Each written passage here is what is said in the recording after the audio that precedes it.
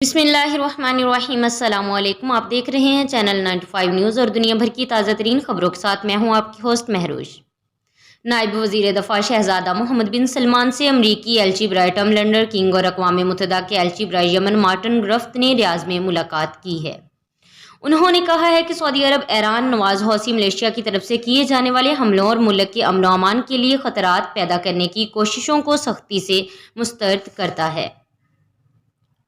Sharjah में गैर मुल्की कारकुनान से भरी बस हादसे का शिकार हो गई है, जिसके नतीजे में बस में सवार एक कंस्ट्रक्शन कंपनी के 4 कारकुन मौका पर ही हलाक हो गए हैं, जबकि 9 जख्मी हैं, जिनमें से कुछ की हालत तशवीशनाक है। यह हादसा खुरफकान रोड पर इंटरसेक्शन के करीब पेश आया है।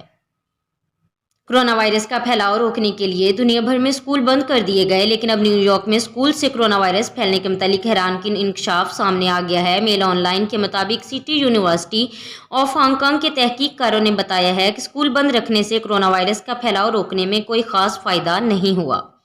न्यूयॉर्क में स्कूल सिर्फ 4% कोरोना वायरस के फैलाव का सबब बने हैं, लेकिन स्कूल बंद रखने से सिर्फ 4% कमी वाक़ई हुई है।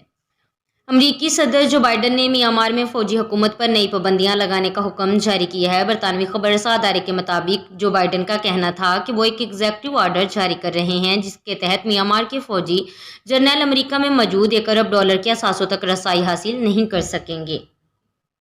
अमरीकी सदर जो बाइडन ने अपने चीनी हममनसिब से मुस्लिम अक्सरियती सूबे सियांकिंग में इंसानी हकूक की खिलाफ वर्जियों पर तशवीश का इजहार किया है। जो बाइडन ने ओहदा संभालने के बाद पहली मरतबा चीनी सदर शी जिनपिंग से टेलीफोन पर राब्ता किया है। साबिक अमरीकी सदर डोनाल्ड ट्रंप के 4 साल दौर के बाद नए सदर ने चीन के साथ तल्लुकात की एक नई बुनियाद रखी है।